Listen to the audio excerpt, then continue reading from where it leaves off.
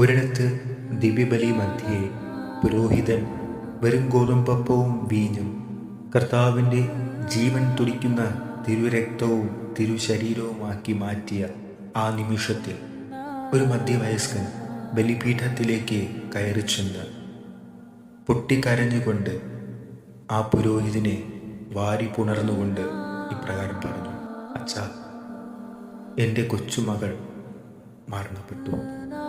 അപ്പോൾ തന്നെ ആ പുരോഹിതൻ ഒന്നും ആലോചിക്കാതെ ആ മധ്യവയസ്കനെ വാരി പുണർന്നു. കർത്താവ് തിരുവചനത്തിൽ പറയുന്നുണ്ട്, പ്രിയമുള്ളവരെ, അധ്വാനിക്കുന്നവരും ഭാരം വഹിക്കുന്നവരുമായ നിങ്ങളേവരും എൻ്റെ അടുക്കൽ വരുവിൻ, ഞാൻ നിങ്ങളെ ആശ്വസിപ്പിക്കുക.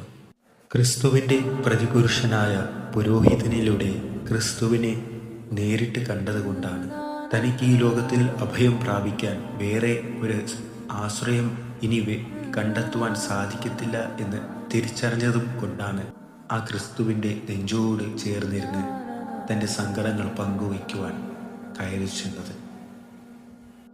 ഓർക്കുക, sometimes miracles will happen not only with a word but with a heart. അതായത് അത്ഭുതങ്ങൾ സംഭവിക്കുന്നത് വാക്കിലൂടെ മാത്രമല്ല. അപരൻ തകർന്നിരിക്കുമ്പോൾ അവനെ നെഞ്ചോട് ചേർത്തണച്ചാൽ അതിൽ പരം അവൻ്റെ ജീവിതത്തിൽ ഇനി വേറെ അത്ഭുതങ്ങൾ സംഭവിക്കുവാനില്ല, ഇനി സംഭവിക്കുകയുമില്ല.